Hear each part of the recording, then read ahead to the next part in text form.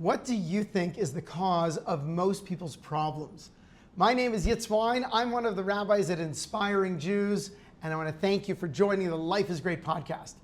When you look at the beginning of the book of Deuteronomy, Devarim, the entire book was written in the last month of Moses' life. It's kind of his last will and testament, and he basically spends the beginning of it and a large part of the book rebuking the Jewish people. Now, if you think about who is this Moses guy, do you think he's the guy who's like, at the end of his life, he just kind of wants to take a knife and dig it into the Jewish people, say, this is all the things you did wrong, and I want to make you feel lousy? That's not really our perception of who Moses was. Moses is a person who wants only blessing for all of the Jewish people. So when he rebukes the Jews, he's telling them something very, very precious. He's saying, you were created to receive all of God's blessings, and you did this wrong, and you did that wrong, you did the other thing wrong, and then because of that, you had this problem, and that problem, the other problem. So ultimately, the reason Moses is rebuking us is to straighten us out, and the message behind it is that we are the architect of our problems. And ultimately, that is the secret. The secret is to understand that whatever challenges we're having in our lives, that is a product of our previous decisions and actions. You know, it goes against the way Western society flows. You know, it's as one person said, there are 4 things that are necessary in a person's life: food, water, shelter, and somebody to blame. No, in Judaism, we're not blaming anyone else. We are accepting Moses' rebuke and then identifying that there's a reason he gave it to us. Now remember, when we are looking at the book of Deuteronomy, the whole book is his last will and testament. It's clear that he wants to give us instructions to make us better. There's a fellow, Dr. Stephen Marmer. He is a psychiatrist in UCLA. When he was asked how a person knows if they are, going to the right therapist, he had a remarkable answer. He responded by saying, if you've been going to the same therapist for 6 months and you do not realize that you are the architect of your problems, get another therapist. A lot of therapists are just out there to make people feel good. But no, the point of a therapist is to teach you that you are the problem. I am the problem. And the quicker I understand that, the quicker I can make adjustments and I can open up blessings to my life. So now you have to get to the issue of specifically, what do we do to create the problem? Very interesting. You know, when you look at Moses and he's giving us rebuke, so some things he's very vague about and other things he's very specific. One of the case studies of rebuke where Moses is explaining to us, hey Jews, you know why you had to go travel in the desert for 38 years? It was because soon, right after you left Egypt, we sent 12 spies to the land of Israel. And those spies, they came back. So some of them gave a negative report. And you Jews, you did something. As a matter of fact, the Talmud in Tainus explains that when God describes, he says, after you heard the negative report, you cried at night. And because you cried over nothing, I'm going to give you something to cry about for all generations. It's a very strange piece of Jewish tradition. I mean, it kind of sounds like lousy parenting. It kind of sounds like abusive parenting, actually. Take the kid out, give him chocolate ice cream. He complains he didn't get vanilla ice cream. And then you say, oh, you don't like that? That's it for you. And then you give him a whack. You give him a beating. Put him, That doesn't seem like the way God would work with us.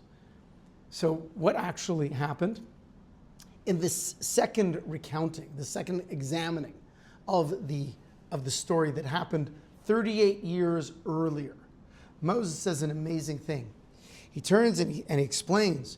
He says in verse 27, the first chapter of Deuteronomy, he says, you slandered in your tents. This is after you came back. You came back at night. You heard the negative report.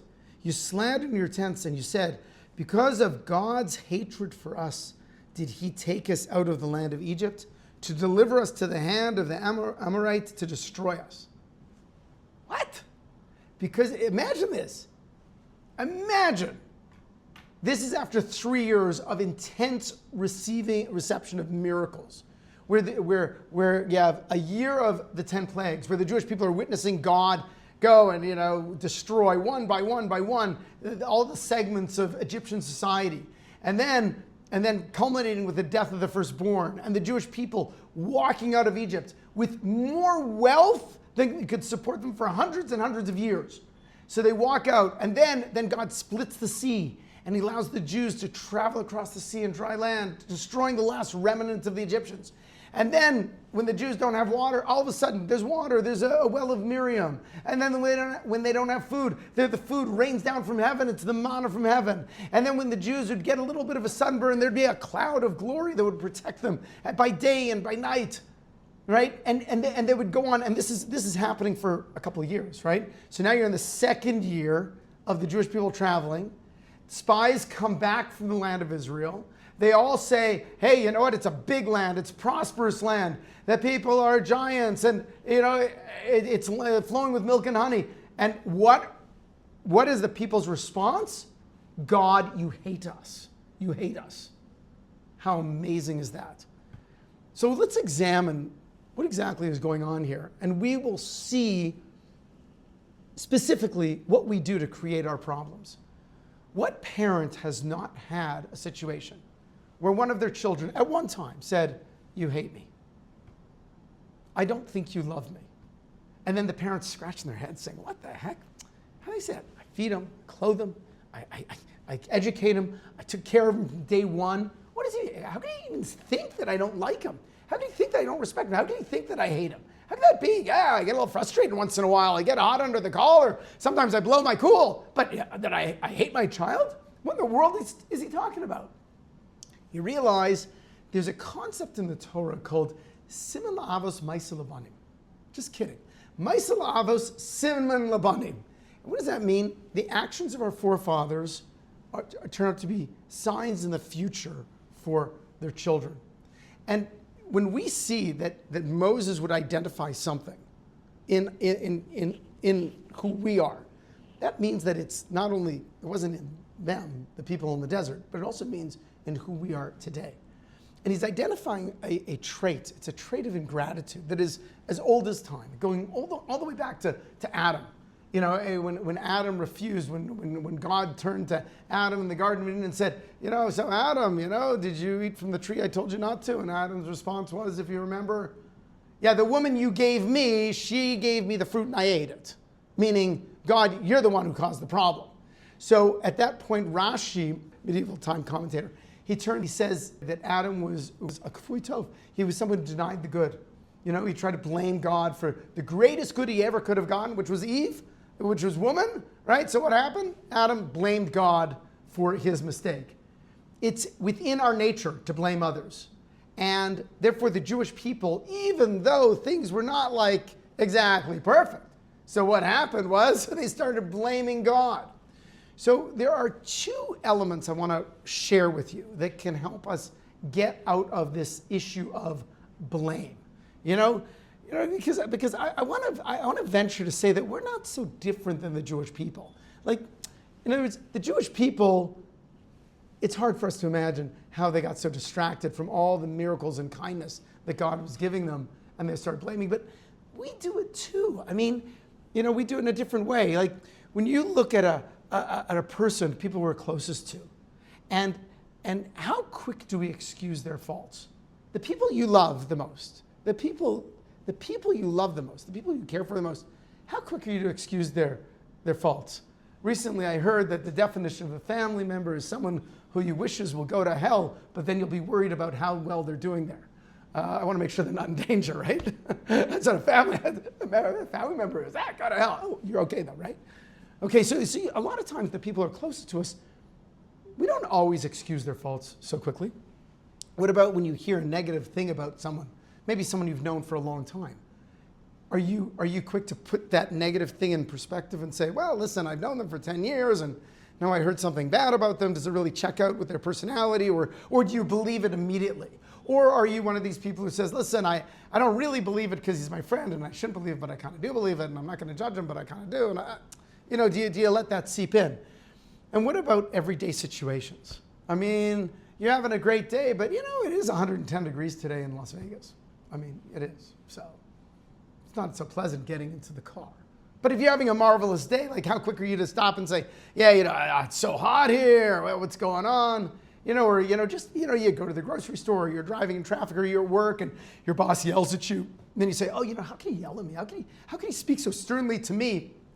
Doesn't he know who I am? Right in front of my other employees, or in front of my friends. He's always trying to embarrass me. Like, are you quick to allow that to get under your skin, or are you quick to say, you know what, I'm not going to pay attention to that so much?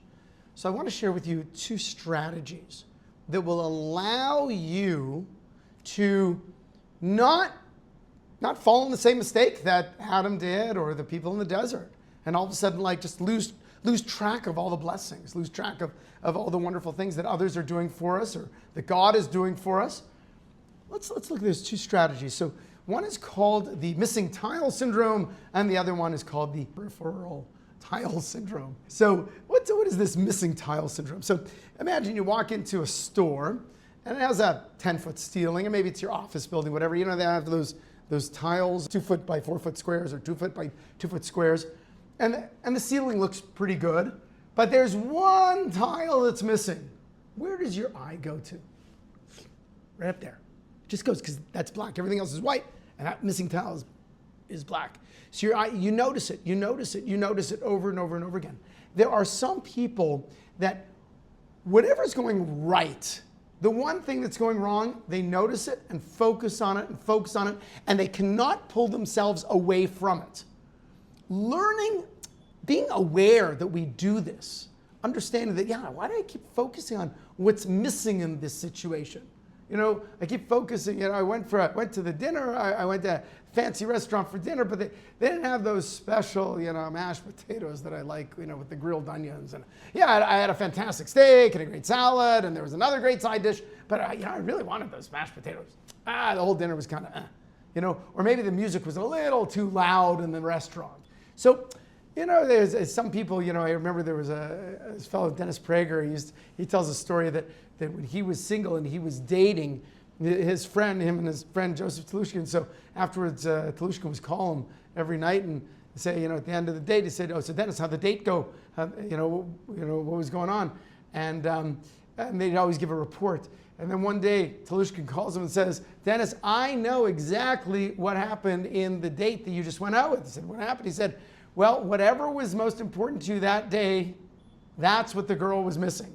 In other words, it wouldn't make a difference if she was beautiful and smart and connected and everything.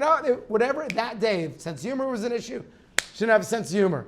If she was too tall that day, she was too tall. Too short, whatever it was. In other words, they tell the story. It's like there could be 8 great things, 1 okay thing, 1 horrible thing. Some people focus on the horrible thing. So when we do that, we negate all the good that we're receiving. But the second one is the peripheral tile syndrome. What's that about? You look at a picture, right? And a little piece of the picture is missing or flawed. Does it change the picture for you? How much does it change the picture? In other words, there's a flaw. It's there, and maybe you've graduated from the missing tile syndrome. Maybe you're the person who says, you know what? I don't have to focus on what's missing in this situation. I don't have to focus on what's wrong. The question is what's wrong changing the message of the picture? It used to be in my office that someone gave me a magnificent work of art that was hanging on the wall. There was a collection of fabrics in different shapes, and collectively it made a picture of, say, a rabbi walking through the old city of Jerusalem. And after it was hanging on my wall for about 2 years, someone comes over to me and says, why do you have that deficient piece of art on your wall? I said, what are you talking about? He said, yeah, you see that? One of the pieces of fabrics, it's not there, it's missing. Literally, it's the cork. It was the base of this picture that we're showing. And I said, wow, never really noticed it. Now, I do notice things, by the way. It's not like my eyes are closed. I noticed it, but to me, the fact that the guy's shoulder was cork and every other piece of the picture was different kinds of fabric, it didn't change the message of the picture. So very often, you're married, right? And there's, you had a particular issue in your marriage. Your spouse did something. Does it change the whole picture of the marriage? I'm not saying it's not significant. It might be that what happened was significant. It changed the fact that you're raising a family and you're growing together and you're having shared experiences. A person goes to school and, they got some issue in a class with a teacher, whatnot. Does it change?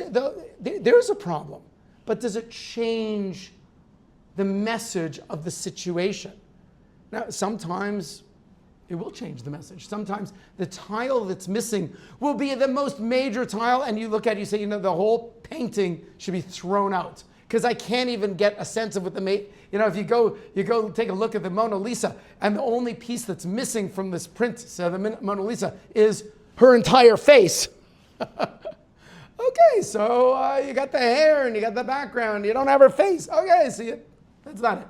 But sometimes it's just like something that's in the corner, in the side. It's peripheral.